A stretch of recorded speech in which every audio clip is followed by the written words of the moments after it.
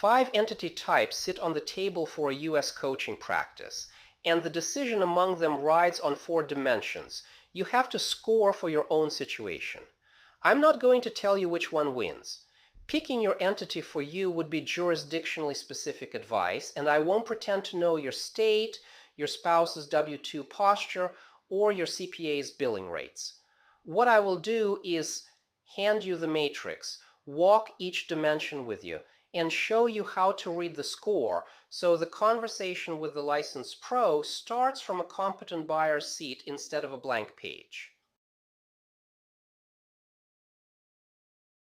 The alternative to working the matrix is what most coaches actually do, and it produces predictable drift. Text another coach, ask what entity they formed, copy them. The other coach is in California with $800 of annual franchise tax. You're in Texas with 0. The other coach has W-2 income from a spouse that changes the bracket math. You don't. The other coach is at $180,000 of net income. You're at 45. None of those facts transfer. The matrix exists, so you score the types against your facts, then read which one or two pull ahead. The starting point comes from the score, not from someone else's outcome. Liability is the first dimension and the one most coaches underweight when they're early. What it asks is simple. If the practice gets sued, owes money, or defaults on a contract, what personal assets are in scope? Tax is the second dimension, and the question is which IRS form catches the income. Schedule C, 1120S, 1120, or the 501c3 framework. Complexity is third. What the entity actually requires you to do every year to stay in good standing. Cost is fourth, and it covers more than the formation fee. The recurring fees, the registered agent, the additional CPA hours, the payroll service if you elect S-Corp all land in that column.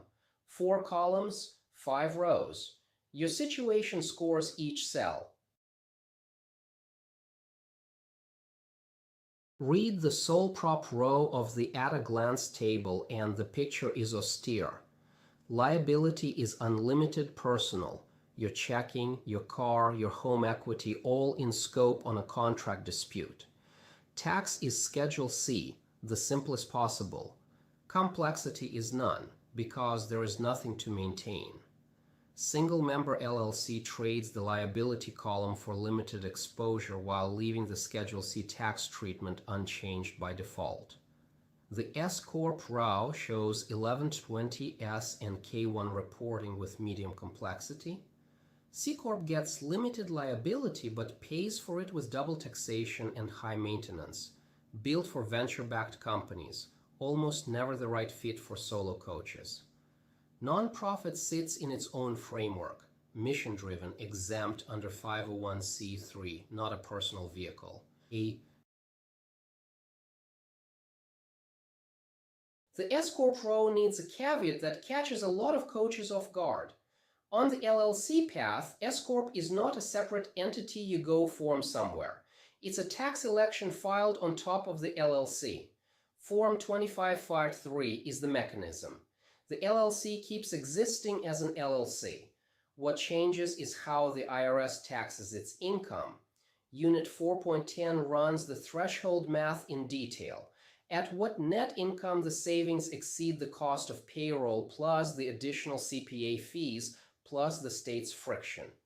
The election lives or dies on real numbers, not on someone else's advice that everyone should be an S-Corp. For some coaches, the math works at 60,000. For others, it doesn't work until 90. Marcus is a composite. Pieces of half a dozen real coaches I've spoken with this year. Year 3 of practice, $70,000 of revenue. Operating as a sole prop because nobody told him otherwise. Run him through the matrix. Liability column flips the decision toward LLC immediately. A single contract dispute could reach his personal savings as a sole prop, but names only the LLC if he forms it.